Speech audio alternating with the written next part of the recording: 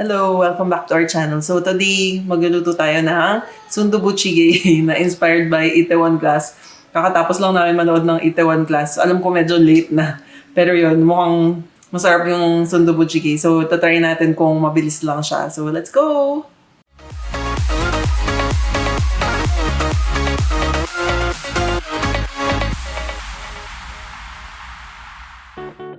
Para sa Soft Tofu Stew or Soondubu Jjigae, ito ang mga ingredients.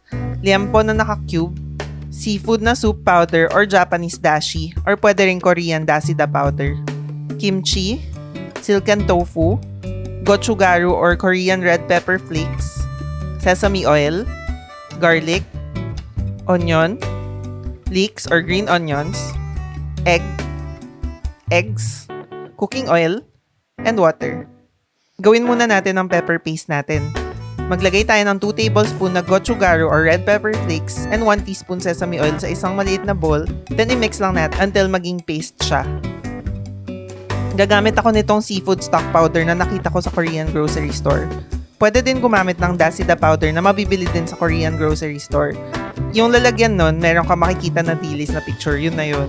Maglalagay lang ako ng isang small pouch sa 2 cups na water, tapos papakuluan natin, then set aside lang natin. Sa isang pot, or kung meron kayong clay pot, maglalagay tayo ng konting oil, tapos ay gisahin muna natin ang half na diced onion, tsaka minced na isang clove of garlic. Tapos ilagay na natin ang liempo.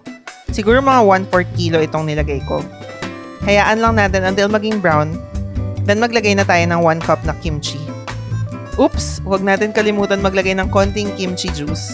Tapos add na rin natin ang ating stock. Hayaan lang natin siya kumulo for mga 10 minutes. Next na ilalagay natin ay ang silken tofu. Nakatry na rin pala ako magluto nito using soft tofu. Pero mas masarap talaga pag silken tofu. Tsaka yun yung mas authentic talaga. Lagay lang natin sa soup. Tapos i-add na natin ang paste. Tapos i-mix lang and i-break apart ang soft tofu. Make sure to taste para ma-adjust ang seasoning. Hindi na ako nagdagdag ng salt kasi malasa na siya and maanghang rin. Ilagay na natin ng egg on top and green onions. Dapat pala medyo runny pa rin ang yolk ng eggs para mas masarap. Kaya wag natin masyadong lutuin. Actually, pwede na natin patayin ng apoy and iserve. So ito na ang ating Soondubu Jjigae. Try na natin kung mukhang masarap. Mukhang spicy. Kuha tayo ng may Soondubu.